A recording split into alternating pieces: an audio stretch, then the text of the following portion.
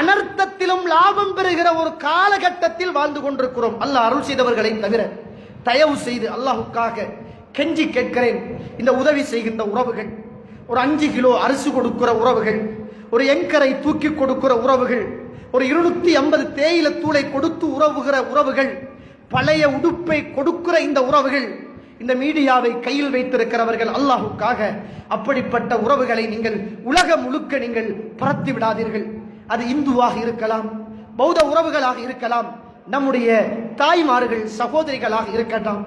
ஒரு சோத்து பார்சலை கொடுத்து விட்டு லைவ் எடுத்து போடுகிற ஒரு காலகட்டத்தில் வாழ்ந்து கொண்டிருக்கிறோம். ஒரு 5000 ரூபாய் பார்சலை கொடுத்து விட்டு இன்றைக்கு அந்த சகோதரி ஆடை இல்லாமல் உடுத்த உடுப்போடு மறைக்க வேண்டிய பகுதிகளை கூட மணிக்கட்டையும் முகத்தையுமே மறைத்துக் கொள்ள முடியாமல் இரவு தூங்கிய அந்த நைட்டியோடு இன்னும் யாரும் ஒரு உடுப்பு கொடுக்க மாட்டாங்களா என்று அங்கலாய்க்கின்ற இந்த வேதனையிலே நீங்களும் கொண்டு போய் ஒரு அரிசி மூடையை கொடுத்து அது லைவ் எடுத்து ஊரு முழுக்க உலகம் முழுக்க அந்த சகோதரியை அல்லாஹுக்காக கேவலப்படுத்தி விடாதீர்கள்.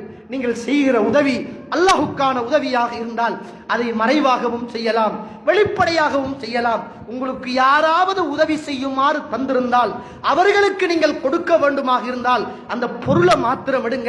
கொடுக்கப்படுகிற பாதிக்கப்பட்ட வெள்ளத்தில் துன்பப்பட்ட உறவுகளை இழந்து வாழுகிற பிள்ளைகளை இன்றைக்கு கபறுகளில் அடக்க முடியாமல் தான் வாழ்ந்த வீடுகளுக்குள் கபறுகளாக நினைத்துக் கொண்டிருக்கின்ற அந்த உறவுகளுடைய கையிலே கொடுத்து அவர்களை கமராவுக்கு முன்னால் நிப்பாட்டி அல்லாஹுக்காக இந்த வேதனை நிறைந்த வேலையை தயவு செய்து செய்யாதீர்கள்.